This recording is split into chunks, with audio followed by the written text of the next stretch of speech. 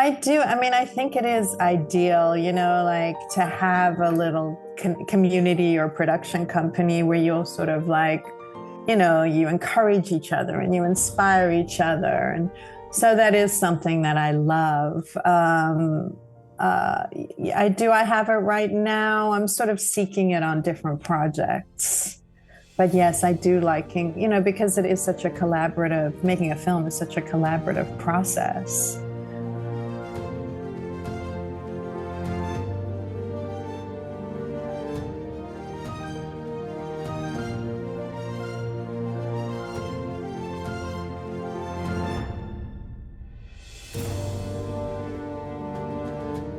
Hi, Petra. Hi, Gabriela. It's so great to meet you here on Zoom. Yes, it's great to meet you. It looks like a very sunny day. Are you in Los Angeles? Actually, it's not sunny. I am in Los Angeles, Oh, but okay. maybe it's just the way the light is coming in. It's actually a little bit rainy today. Oh, okay. So it's lovely, soft, diffused lighting that you have on your face right now. Oh, good. Oh, good. That's kind of lighting we want, right? Exactly. Gonna walk through life with lovely, soft, diffused lighting. Absolutely. Yeah. Sweet. So, Petra, where are you? Where do you live? I live in Vienna. Oh, okay. So you Yeah. know Evelyn in person? No, actually, no. I did an interview with Evelyn and she told me about you. Oh, okay. Okay, Yeah. but you've never met. No, we've never met. Yeah. Oh, Yeah. okay. She's so sweet. I love her. Oh, well, your sister, it's wonderful that you both in the industry, isn't it? Yeah, it Yeah. is. It And is. you It's and you grew up in Johannesburg and so as when you were young, did you already then show interest, both of you, in the film industry? Yes, we did. I think from a very young age, I don't know, we were in South Africa and it was just, we into the myth of America, really, I mean, Oh yeah. well, we just thought we loved movies, when we were growing up, there was a lot of media that was blacked out that we couldn't see. And so we really did look to TV and film and media as a way out of our circumstance in Johannesburg. Yeah, and then from what I remember, she told me you moved to America then as a Yeah, we did. family. As a Mm. family, we immigrated and we moved first to Orlando, Florida, Mhm. for 1 year, and then we moved to Los Angeles. Well, this is so convenient for somebody who's interested in the film industry, isn't it? It's To true. be in It's Los true. Angeles. Yeah, it really is. It really, I mean, my parents, I don't think that that was ever part of why we moved here. Yeah. But yeah, and then actually at first when I moved here, I didn't like it that much. I actually moved to New York when I was done with school and lived in Boston for a while, and then I moved back here, and now I like it a lot more. Oh, okay. Sometimes you have to be away to see the positive of something from it. Yes, it's true. Look at something from a distance. I But also think Los Angeles has become a more interesting city, you oh, know. I see. Okay. Yeah. Mm. Yeah. But did you, when you finished, well, when you were in school, was there opportunities for you to do something in the line of filmmaking or writing or, you know? Definitely, definitely. So when we moved, we actually ended up going to Beverly School Mhm. because, my parents were very worried about, I don't know, just school in America and, heard a lot of crazy stories about it and Mm. how dangerous it was and, Really? gang violence. And, Mm. you do hear these stories. I mean, Yeah. and those type of things do happen. Um, so anyway, so we did end up going to that high school, and Evelyn actually got involved in the theater department. And I decided, because we were both really into acting and writing, and I decided I got more interested in photography. And I got really involved in the photography department, and they had a wonderful photography department, and they had their own dark room. So I was able to, Wow. develop my own photos. Mhm. And it was a great passion of mine. I was shooting 35, film cameras, and it Well, was, those I say those days, but I mean it's only recently, really, if we think of it, that we have digital photography. So you did the real photography where you go in the Lightroom and you develop and you work on the pictures like that. yeah, it was wonderful. It was a very meditative process, and I loved it. And Yes. yeah, and then there were a lot of opportunities there too. I mean, I don't remember his name, but I had the most wonderful high school photography teacher. He was very inspiring. And so, I remember we went all over the city and took photos, and, the most beautiful places and the ugliest places. And I remember, back then a lot of people used to drive old cars, and I did a whole project just on old cars, and it was really fun. But yes, there was definitely a lot of opportunity, and But obviously amazing. sorry. No, Obviously, no. we were in school with a lot of people in the industry. Their parents and their families were in the industry. Oh, okay. Yeah. But wonderful that you could do photography at school, because it seems that nowadays less and less uh, opportunities like this are in schools. Yeah, I think it's making a comeback. I actually teach a city college in Los Oh, Angeles. okay. And they have a really nice dark room, and there are lots of students who want to shoot on film. And a lot of students are really fascinated by Super 8, cameras. And, they just re-released a new Super 8 camera. It's very expensive, but you can also find an old Super 8 camera. So I think this idea of sort of like the experience, the tactile experience of film is something that the younger generation is craving. But that's amazing, because I mean, that's a great foundation. Yes, it really, really is. And then theater was my other real passion. And, with Evelyn, we were writing plays, and we actually, when we got out of, actually, this was a little bit later, but I ended up going to theater school. I went to UCLA, and that was the theater and film department. They were joined at that time. And so that was really great, because I could take a lot of film classes, and then I could take theater and acting classes. But when I got out of college, Evelyn and I wrote this play with some other women, and it was like a series of vignettes, and we performed it all over Los Angeles. It was Really? really fun. Yeah, it was Amazing. wonderful. But Yeah. at such a young age that you had all these opportunities then, to perform and go. And I mean, it must have taken some guts to do it. Yeah, I mean, we had a lot of guts, we had each other, and I think that also Oh, really okay. helped. Yeah. But we were very fearless, and, Los Angeles is a very creative city. There are a lot of people doing crazy things here. So it kind of gives you permission Oh, yeah. to, Okay. just go out and do strange things. And, it's not the city where people have a conventional like job, I mean, like even now I'll go down to the local coffee shop and it's like absolutely full, and it's just, people are walking their dogs, and it's a city where people, crave an alternative type of existence. So it's that type of energy then that sort of makes it possible for you also to, that it gives you that courage to do it.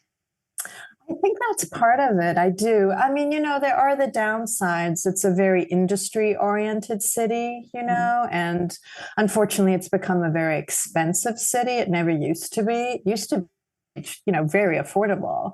You could just have a little apartment. And if you didn't have much money, you could go to the beach and, lots of mountains, and the desert is close by. But now it's become sort of equivalent to New York City. And it's a very expensive place to live. Yeah. And now you are, I mean, you said you were very interested in theater, and so you did acting as well, but you also now making film.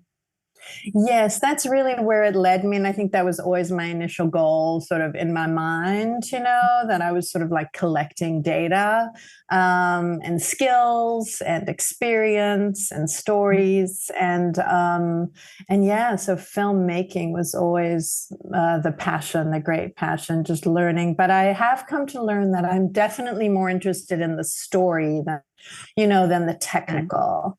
I've really had to sort of accept that. But I mean, I'm definitely passionate about both. But I love writing, and I love writing stories, and then I do love directing as well. And because I can imagine the technical part, or the filming itself is such a huge part of the story. So if you are involved in that as well, it makes it more sort of powerful, because you know exactly how you want it shot. Yes, definitely. And, like I teach courses in visual media where it's just all about, what's shown and how it's shown, and not the words at all. And so, yes, I am definitely. And since I do have my background in photography, of course, I'm very, passionate about things like depth of field and shallow focus, and, things like that to reveal, the inner workings of a character. I just approach it from a more humanistic point of view. There are people who I think approach it from a lot more technical point of view. But for me, it's always about the story.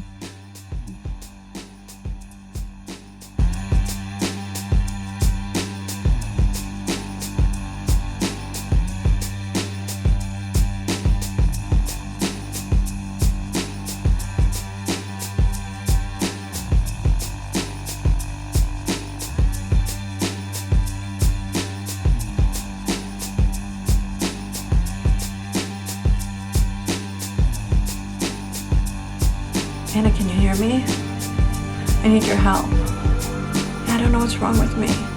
It's so weird. I've got this weird feeling like everything's moving so fast and I'm not in my body.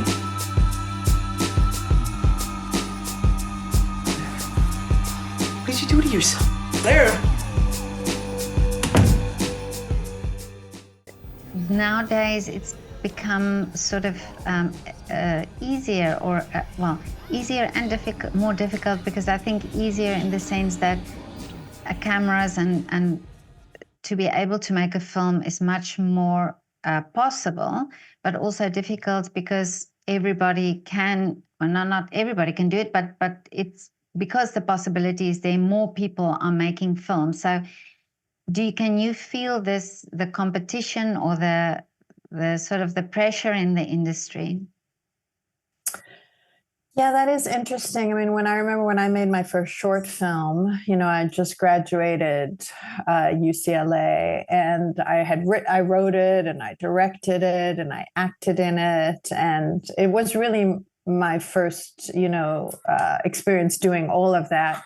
And I remember when we did it, we actually had great success with it.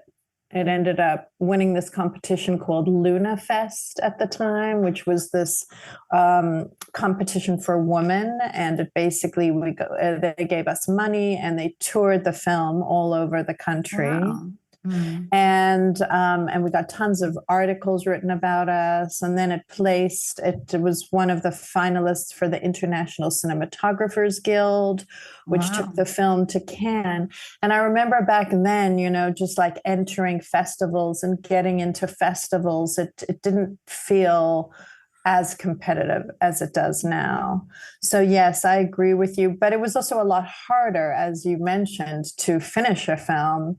So it's twofold. There is a lot more content and everybody is making content now, but I think to make something, of quality and meaningful is just as difficult, or as challenging as it's always been.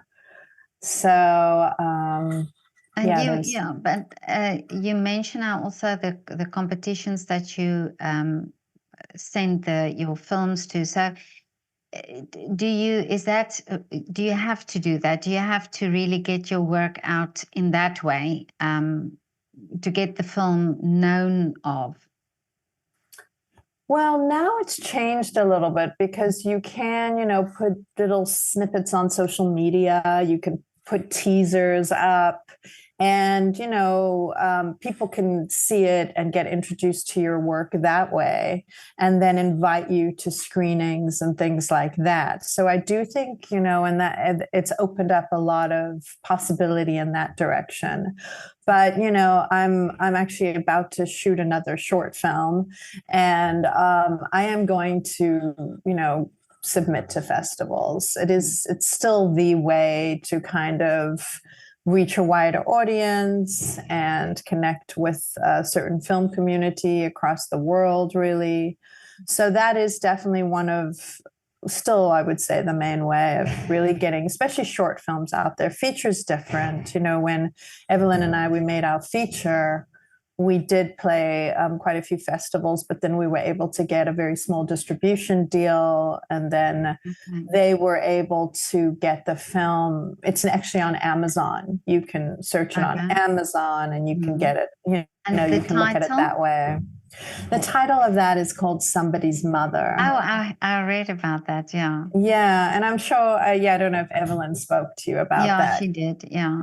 Yeah, so that way, you can also hopefully get your film on a streaming platform. But it's nice to go out and play festivals because it builds community, you connect with your audience. That film in particular, it's a grief recovery film. And so it's a big subject, it's a heavy subject. And, it was wonderful when we would play it at some festivals. We'd have people really coming up to us and opening up to us and telling them how they connected with the material. And we even had people tell us that we should make a grief group, like run a grief group out of it, where you can go around the country or many different places in the world and you do grief workshops. But yeah, we didn't do that. We kind of didn't want to stay in that space. But we're very happy to have made it, and as an offering and experience. But what inspired this film?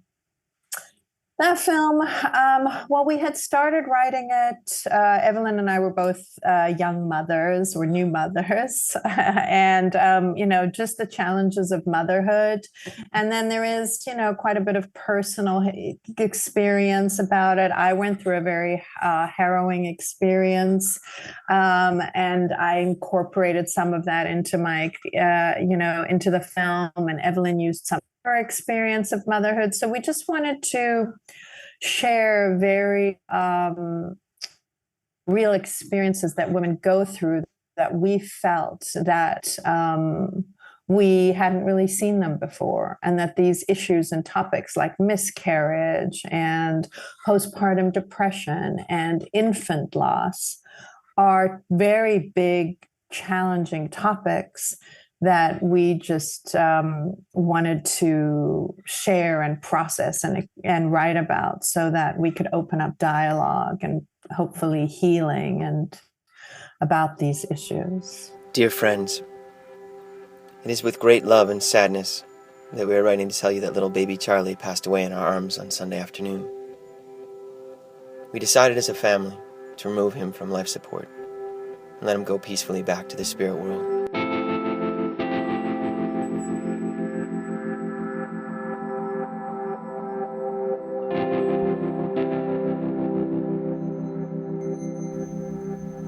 My baby about 9 months ago. You guys will try for another baby? Well, I don't know, though. We never really have sex. I had a lot of fear and I had a lot of negative thoughts. Claire, I am trying to reach Anna. Something terrible has happened. I can't get in touch with her. She disappeared. I just want to tell him, please, No. Jacob, please, just for a minute. That's so weird. I've got this weird feeling like everything's moving so fast and I'm not in my body. I feel like something's really wrong with me. Jesus, Claire. See all us. But isn't it Yeah. wonderful that something like a film can do that, you know, that type of storytelling, and that people can actually relate to it and have that conversation with you then. Yes, I think it's why I keep going as a filmmaker, because it's a very challenging, it can be a challenging pursuit. The industry, well, whatever that means, but, the film industry out here in Los Angeles is a very, in some ways, closed industry in that, it's built on money, it's built on profit, and there are certain stories that it wants to tell, and it wants to, and obviously, like right now there has just been the writer's strike. I don't know if you know anything about that. It was last year, and last year. yeah, so the Writers Guild, went on strike, and so now what's happened is the industry has even closed up even more to the stories that it wants to tell, because we're in a very, people would say, obviously a challenging time. There's multiple wars, there's a heaviness, people are traumatized post-COVID. So, the industry is looking. I was actually I am in development on a TV show that I've written, and we had a very exciting development deal with a very big production company, and that we made it through the strike. But then towards the end, they basically said, "Well, now it's the comedy. It's a dark comedy," and they said it's too dark. Right now, people are looking for. They were using the words like primary colors. And hard comedy. So, the industry tends to like glom onto terms, where they're like, okay, we're only looking for this and we only want that because that's what's going to make money right now. And it's kind of ironic, because I think one of the most popular comedies, or I don't even know if it's a comedy, is a TV show that's on Netflix that is the opposite of that. And it's doing so well. So it's just this idea. It's very hard to quantify, what's going to connect with people for the industry. I think that's hard. But yes, it's incredible that you can make a project and that it can connect with people. And in a way, it's also that. You, like you say, you want to tell the story, but if it's that financial aspect of it and there's nobody who wants to buy it or to screen it, that sort of ties your hands a little bit. Definitely, and there's sort of a running thing that people are like, well, if you want to do difficult drama, you have to have a star actor in there, And I don't think that's always the case. I think there are lots of exceptions, but you do tend to hear that a lot. But the financial aspect of it, of course, when you, as an independent filmmaker, you have to also look at that side of things. So are you good at business? Are you a businesswoman? I'm getting better at business, okay. And that's and that's partly why I really focused on television for a while, because I made a bunch of short films that I'd ended up playing in very good festivals, and even one of my films was on HBO, and I sold one, and one got into the Sundance Film Festival. But then I was like, oh my goodness, like how am I actually going to make a living Like, because when I had started, the idea of like independent filmmakers, there was more possibility, there was more opportunity, there was more financing, and more independent films were getting made. And then sort of as I was continuing, that became more difficult. And TV is actually where a lot of creativity was being supported, and a lot of unique voices and new voices and original voices. And, I just ended up loving TV, and I was like, okay, I'm going to put a lot of my energy into television. And I got lucky where, I worked really, really hard on a project that I developed over many, many years, and I'd written it as a play. And then I did a reading, and I cast this wonderful person. And then anyway, just through that, I ended up making some connections, and, we got this deal. But now now I'm not sure what's going to happen with it. Oh, okay. Yeah. Do you think companies like Netflix has made it more difficult or easier to sort of get your film out there? Well, I definitely think it's made it a little seem more possible. I remember thinking, I actually ended up getting a master's degree in screenwriting. And I remember thinking, like, at the end of our degree, like at the very end, we had this residency where it was like we went and we met with a lot of different production companies and streaming services. And one of them was Netflix. Okay. And there was this incredible woman there. Oh my gosh. And she was head of development in the drama department. And she was so inspiring. Like she was amazing. She was just telling us how she wanted to make films to change the world and to affect, raise consciousness and impact the soul, and all those types of things that I was just like eating up. I was like, she's amazing, and I do think that that's her true intention, and I do think that they have made some incredible projects. So I would say, so in that way, I think it did inspire me, and it did make me feel like, gosh, if I can just go and pitch to Netflix, and if I can get my show at Netflix. And the downside, so I think there is this very positive side, but the downside of Netflix is that, it's a lot of people who work in tech, and they just look at the numbers, and the algorithms. So they, it's come to the point where they're actually not that interested in like whether the story is meaningful, or, some people who work there. It's obviously a very, big company, and, the focus. But I think that's been the downside, is that they look at content as, just a way to make money and raise their numbers. So there's a big aspect of that. And then there's the other aspect where there are people working within it who actually want to make meaningful work that helps expand our understanding of the human experience or something. But Yeah. isn't it interesting? I spoke to a few artists recently where we talked about this number thing, where we talked about the following, and it has to be so many followers, and sometimes that's not really what it's all about, and that somebody can get opportunities because of this, but not that they're not very talented. So it's interesting that you say that Netflix also works on that.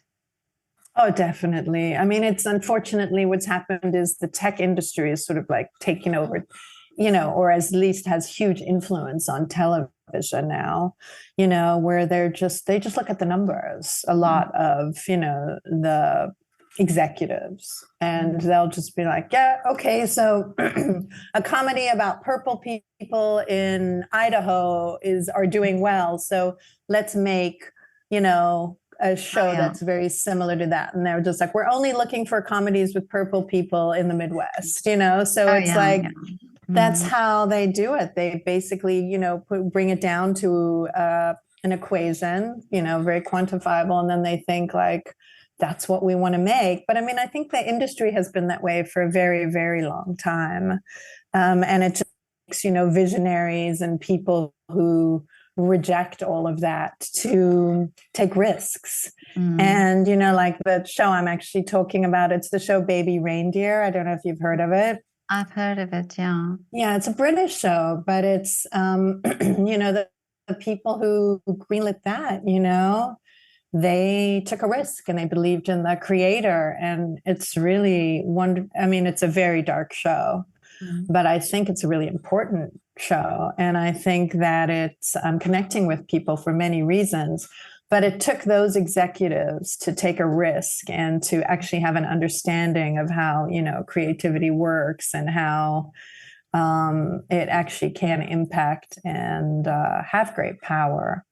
So I think, there's always the positive and the negative. And I think, being in Los Angeles, I'm sort of in the heart of the industry. But I do think there are a lot of visionaries here too.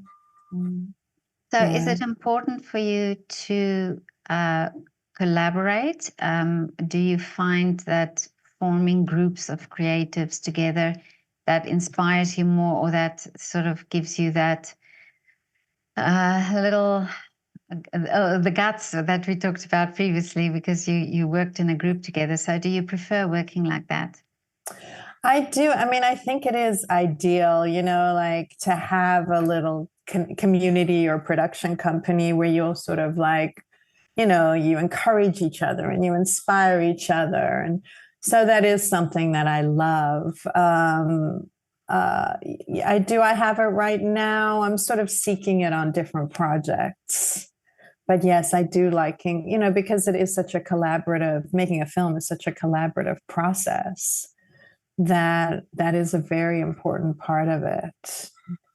Anger doesn't just erupt out of nowhere. You want people to see you, you want people to empathize with you, but all they see is the anger, and that repels them. There's this stigma, there's a stereotype, almost like I'm not allowed to be angry if I want to be taken seriously. Dealing with other people's response to me and not just being myself, that makes me angry. I've got a lot of injuries. I got a lot of scars from where I've been mad at myself. Anger is here. The pain is underneath it. Underneath that trigger is a childhood pain. Anger is really scary sometimes. And so I took it out on myself. And you and Evelyn, do you plan on working together more? Yes, we have lots of ideas. Whenever we talk, we're always just like talking over each other with ideas because we're both very inspired. But yes, we do. We do have some, we both have our own projects that we're working on, and we do have a few ideas. I think it's definitely a dream of ours to have a production company together. Amazing. Well, I think it's wonderful that two sisters can work like that and be that close that you can work together and inspire each other. Yes, it's not without its challenges, I have two sisters as well, so I know. So yes. And but we do really understand each other in ways that, we have a shorthand, and we actually, Evelyn and I are very much in sync with the type of projects that we want to make and the subject matter. That is a wonderful gift. And I do really hope that we get to make more work together with more support. It's just a matter of us really like fundraising, just garnering the support that we need to make the projects that, she's written a lot and I've written a lot, and we both have many projects that we want to do. I think the fundraising is always the tricky part. Yeah, I know.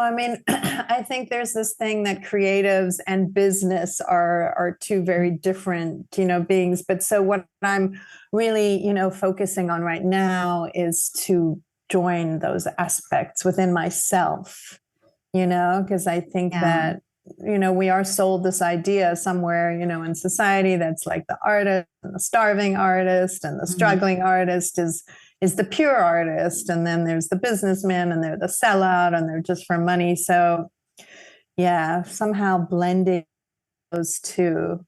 Well, there's a woman in Belgium who works at a business school, and she's trying to get the business school to adopt an art department in the school for people who study business, because she feels that it's important for them to also do art, an art form, or experience an art form, even to just have a value for art. And I think that's brilliant. I think because if you think of it, business is a form of art. I mean, that's creative thinking. Marketing is creative thinking. So I think if these two aspects can be joined in a way, it will make the business side of things also be able to appreciate the art side of things. I think we can, from an artist point of view, you can appreciate the business side of things, but I don't think, you know, from a business point of view, they can appreciate the art as much. Yeah, maybe it's just an understanding, you know, and I really do think that business should be taught to artists in school, you know, and that all filmmakers and, you know, I think about the filmmakers I know who I admire. You know, there's a woman that I, many years we were in the same film collective, and she actually studied business in school. She didn't study a film.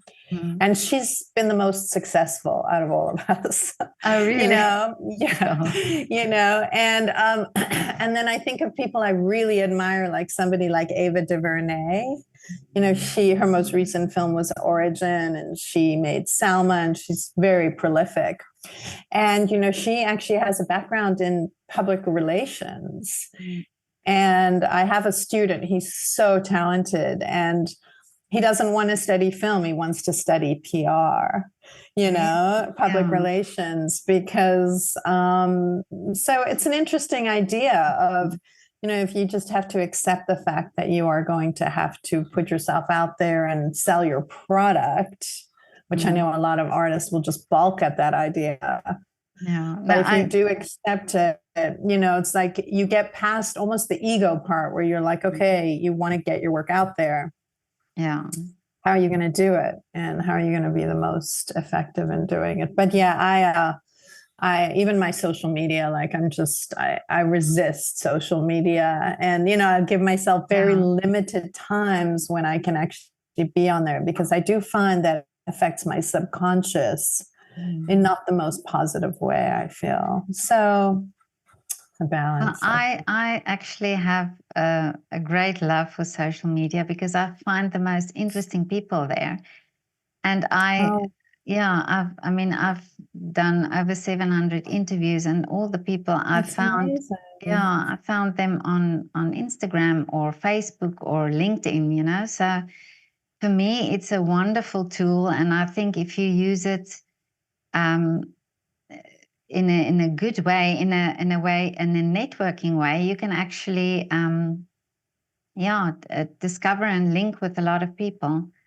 It's so true. You know, we have another sister, and she's a painter, and she's, you know, kind of a more shy, a little bit more of an introverted person, and social media has been incredible for her. Really? You know, because she'll paint, and then she'll post her paintings, and she's really connected with the whole community, a much broader art community.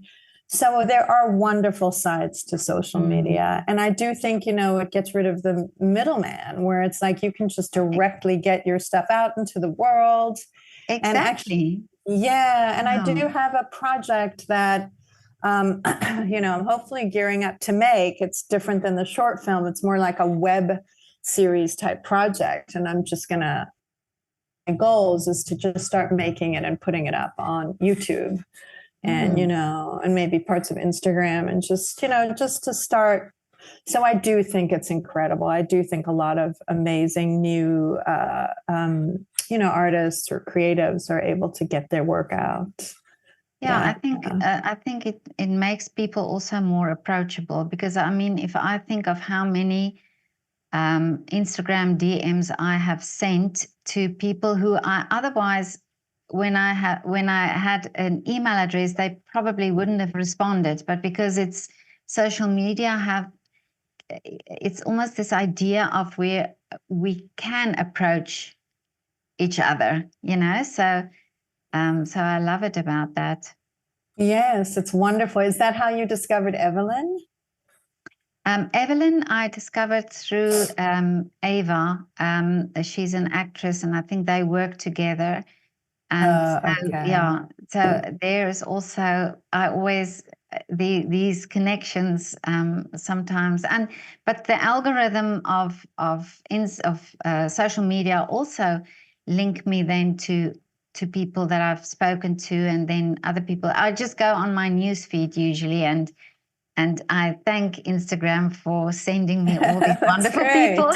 Yeah, and you know, the wonderful. algorithm is great because it goes with energy. I think, you know, I speak to wonderful people, and more wonderful people come on my way. So I think I love it. Yeah, it's true. It's true. You know, I have a teenage son, and you know, I think it's good, and then I think it's not so good. So I think it's both. You know, I think if you do it the right way, I think there's a right way and a not so right way. But I explained, my brother is completely against it, but I explained it to him like this. Well, this is how I see it. When I grew up in the 60s and 70s, and I remember my parents had, you know, they went to the tennis club, and then they had the women went to like a women's club, and then they had something at the church, and there was something, you know, like a wine guild. And so you meet people there because we didn't have these online places, you know, so people were more interactive. But now we don't have that anymore, or we have it less than we used to have it. So if you use it this way, if you use it in the way that you connect with people with the same type of interest, or you have a choice, you know, you have a choice who you follow and what you watch. So, and it opens up your world, and you get exposed to things you would never have, and it does allow a certain freedom. And like we said, you know, it gets rid of the middleman. Like you can create something, you can just put it up there, you can start to connect with your, you know, an audience, or just like-minded people who, so I do think it's wonderful. And obviously, like, I also love, the thing I really love about it lately is just how so many lost teachings, you know, like mystical teachings or mystery school teachings are starting to become so much more, you know, part of people's awareness and understanding. And I think that that's really incredible. Like we're starting to really learn lost knowledge through what people are sharing. Absolutely. Yeah, no, absolutely. Yeah. But Gabriela, tell me, what are still your wishes for the future?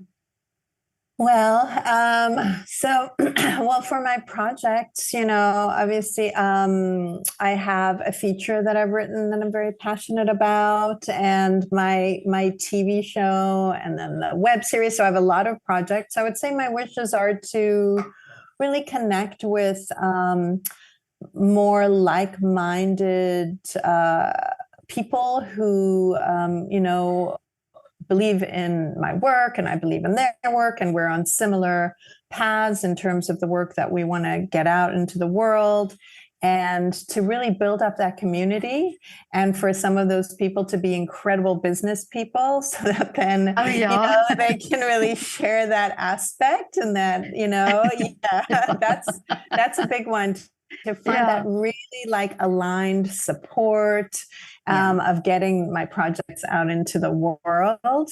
And yes, so that's a big one. That's a good wish that I'm going to put on my wish list as well. I haven't thought of that one, but I'm going to put it on mine as well. Yeah, like really aligned business people, where it just happens very organically, and it's just, there's a lot of belief in that, you know, our visions are similar in terms of the type of work that we're wanting to create and get out into the world. So that's a big one in terms of like my filmmaking, because I've always, you know, in the past, I feel like I've had a lot of like, oh, I've had kind of a resistance or a reluctance to that aspect of things. And so now it's like, now I'm welcoming it in. I'm welcoming in all that great support, you know. I did just yesterday, I got some good news. I was awarded an excellence grant from Wow. yeah, from the college that I teach at. And I'm going to actually be creating a film festival. I'm going to be Amazing. I'm going to be creating a, you know, it's very much for the community, and it's going to be really focusing on female filmmakers and student filmmakers and just sort of like marginalized or oppressed voices. And so I'm creating that. So, and I have a That's wonderful, amazing. yeah, I'm Wow. very excited. Congratulations. Thank you. So that was a monetary support, you know, to create something very positive about just getting voices that are not normally, you know, supported, just getting the support for them and really helping. So we'll do workshops, networking, all that kind of stuff. And that's, I teach at Pasadena City College. So that's where that's going to be. And so then have that really blossom and become the production company I was talking about.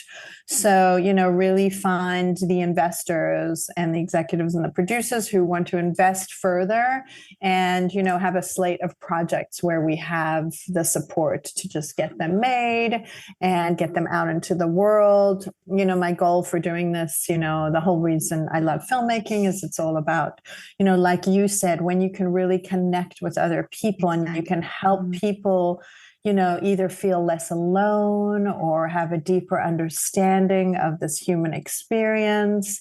And I'm really, you know, I got my master's degree at the David Lynch screenwriting school at the Maharishi International University. There's a screenwriting program there. And so when you study screenwriting, you also study consciousness and you study transcendental meditation. And that's part of like where your ideas come from is you connect to the infinite field, you know, where we're all connected. And that's where your ideas come from.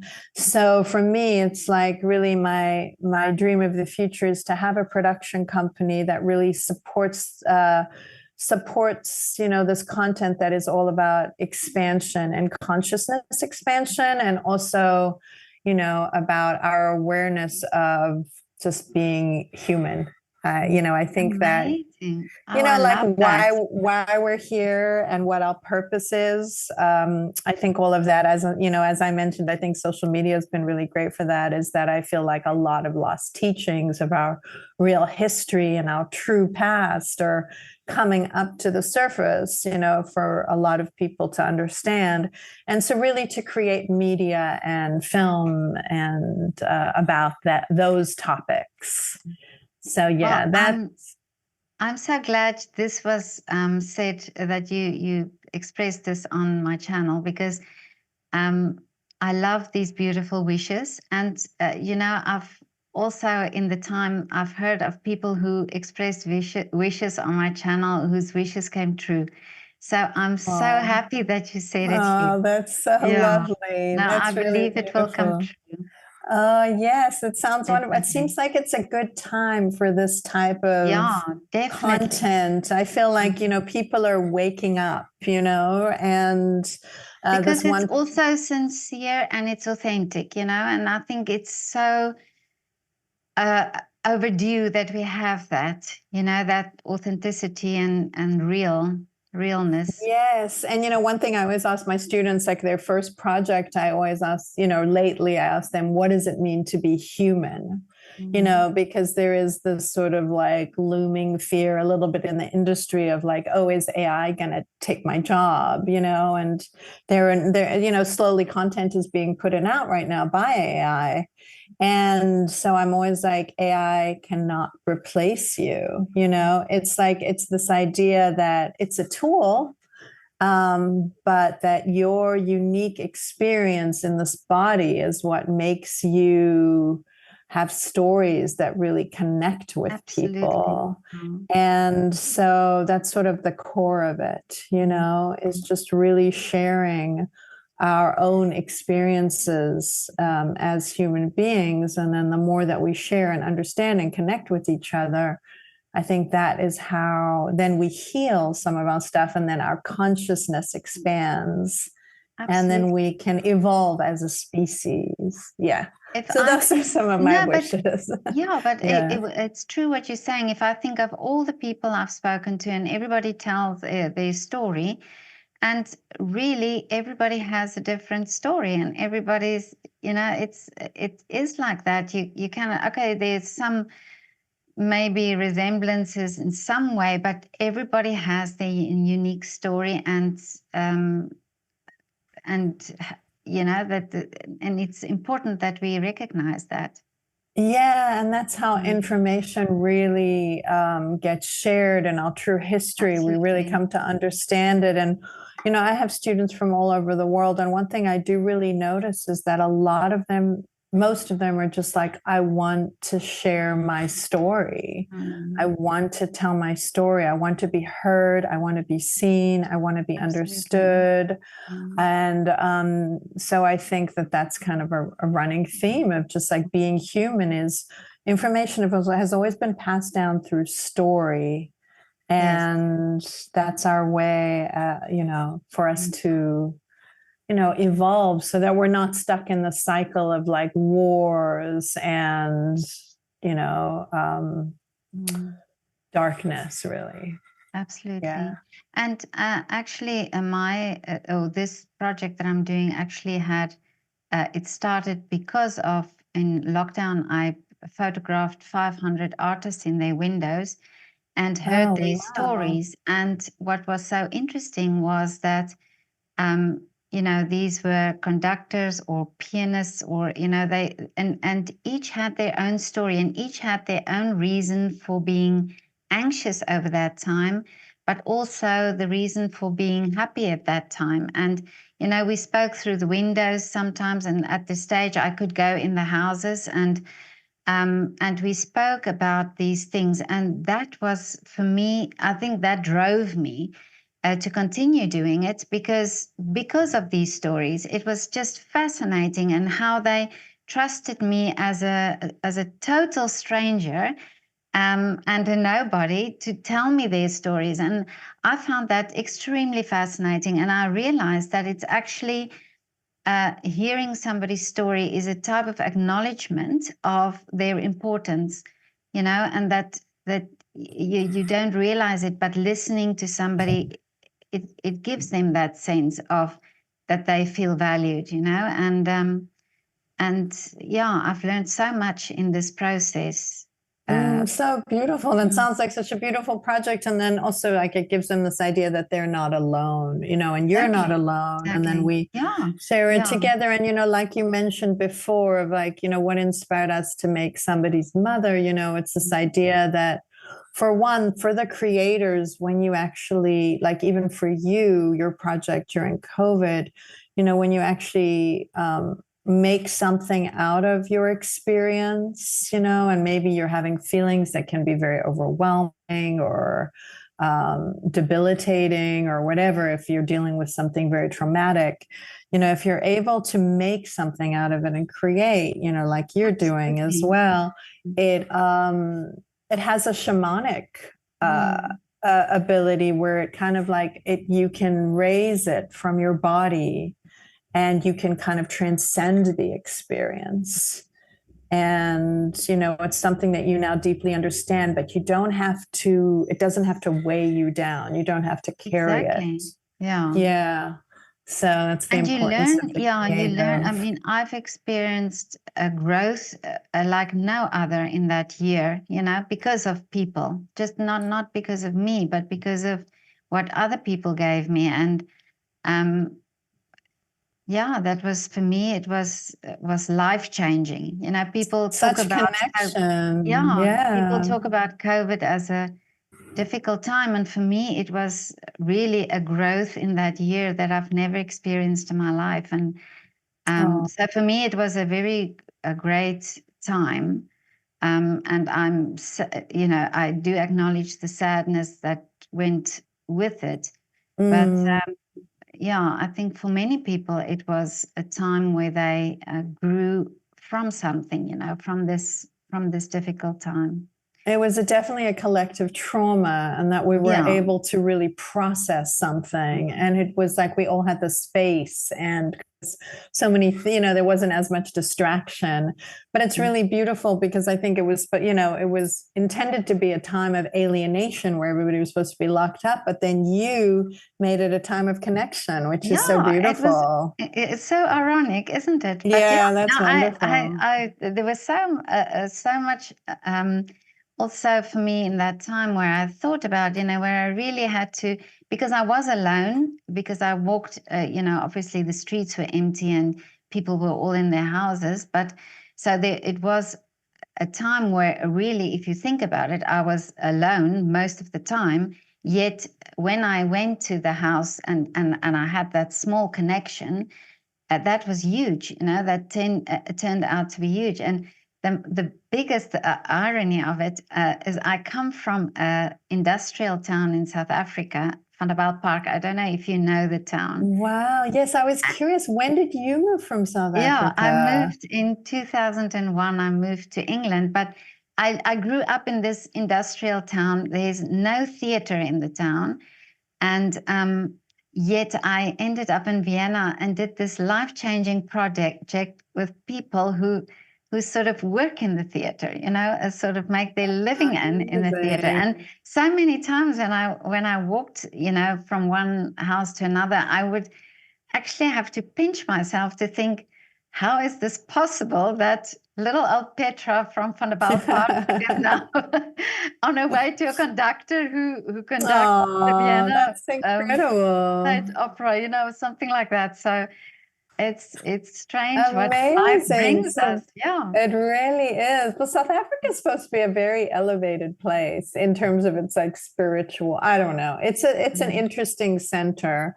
But so, what age were you? What age did you? I was 38 when I went to England. Yeah. Okay. Then, and then around 51, I turned 51 here in Vienna. So.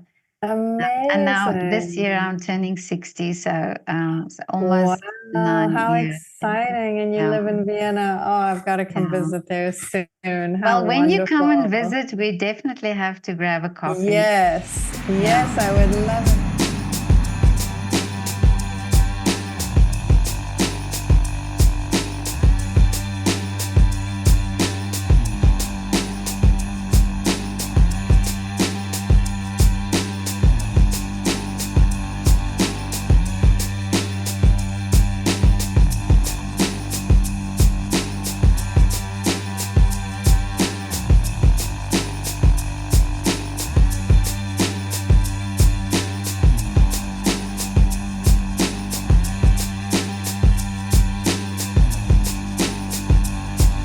Anna, can you hear me? I need your help. I don't know what's wrong with me. It's so weird. I've got this weird feeling like everything's moving so fast and I'm not in my body.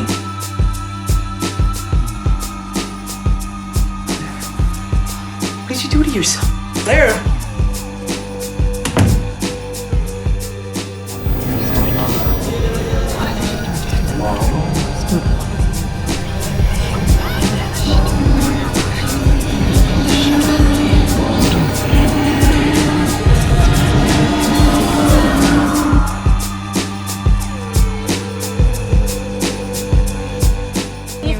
We'll try for another baby? Well, I don't know, though. We never really have sex. What do you think? Nah, doesn't look like it's in the cards, really. He's almost too tired. You almost killed him, Anna. I didn't mean to. It was an accident. This is the road we were driving on. Right here. I'm driving and he's screaming. Jasper! I don't know how many blocks I walked. I don't know how long it was. It was hot.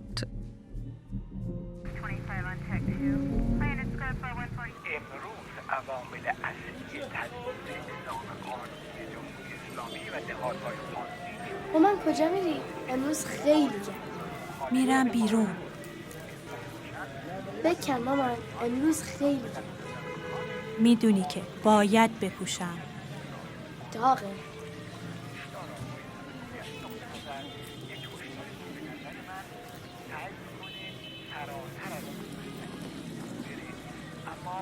کجا میری؟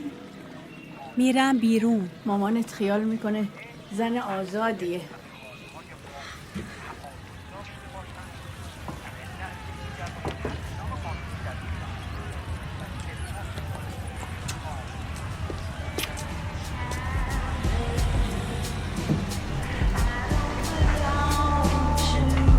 Did you have a good time?